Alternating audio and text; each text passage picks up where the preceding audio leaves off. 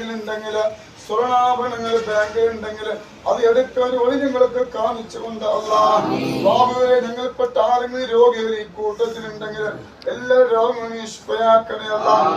നിങ്ങളെ മക്കളെ സ്വാലിഹീങ്ങളാക്കണം അല്ലാ നിങ്ങളെ ഭർത്താക്കന്മാരെ സ്വാലിഹീങ്ങളാക്കണേ അല്ലാ നിങ്ങളെ ആങ്ങളമാരെ സ്വാലിഹീങ്ങളാക്കണേ അല്ലാ ഞങ്ങളെ ഉപ്പമാരെ സ്വാലിഹീങ്ങളാക്കണേ അല്ലാ അവരെ ഈ കല്ലിന്റെയും കഞ്ചാവിന്റെയും മയക്കുമരുന്നിന്റെയും ഫോണിന്റെയും അടിമകളാക്കല്ലേ റബ്ബേ എല്ലാവർക്കും നീ റാഹത്ത് നൽകണേ അല്ലാ ഇവിടെ വന്നവർക്ക് സന്തോഷം നൽകണമല്ല ഇന്ന് വരെ ഞങ്ങളുടെ ജീവിതത്തിൽ സങ്കടത്തോടെ നാളെ മുതൽ ഞങ്ങളുടെ ജീവിതത്തിൽ സന്തോഷം നൽകണേ അല്ലാഹുവേ മരുന്ന് കുടിച്ചിട്ട് മാറാത്തൊരു രോഗം ഞങ്ങൾക്ക് തരല്ല അല്ലാ ഒരു മൂലയിൽ കടന്ന് ഞങ്ങളെ കാഷ്ടവും ഞങ്ങളെ മൂത്രവും മറ്റൊരാൾ എടുക്കേണ്ട ഒരു അവസ്ഥ വരുത്തല്ല റബ്ബേ ഖൈർ നൽകണേ അല്ലാ ഇവിടെ വന്ന എല്ലാവരുടെ കാര്യങ്ങളും നീ സാധിപ്പിച്ചു കൊടുക്കണേ അല്ലാ സിഹറുകാരന്റെ സിഹറിൽ നിന്ന് കാക്കണേ അല്ലാ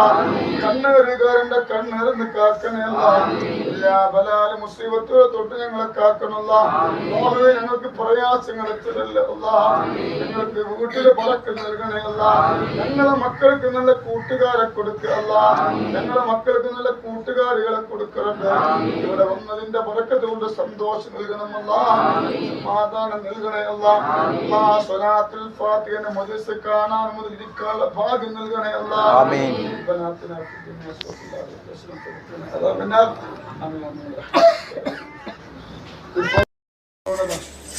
പരന്റെ കായ പ്രയാസമാണ് അല്ലാഹു എത്രയും ഇപ്പൊ നടക്കാനുള്ള ഭാഗ്യം അല്ലാഹു കൊടുക്കട്ടെ ആമീൻ ഒരു ചെറുപ്പക്കാരനൊക്കെ അങ്ങനെ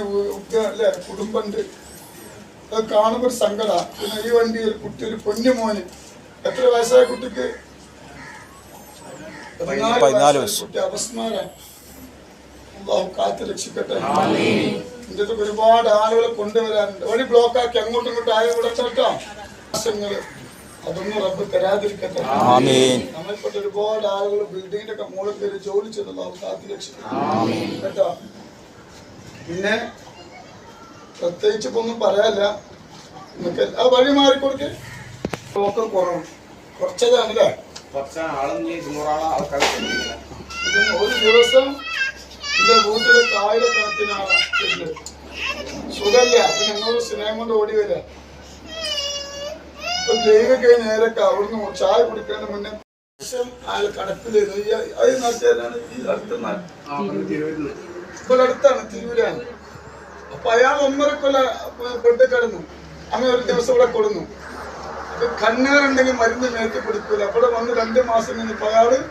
നമ്മൾ നടക്കുന്നതിനെക്കാണ്ട് ഓടിയിട്ടാണ് ഇവിടെ വന്നത് ഇത് കണ്ടോ അപ്പൊ മരുന്ന്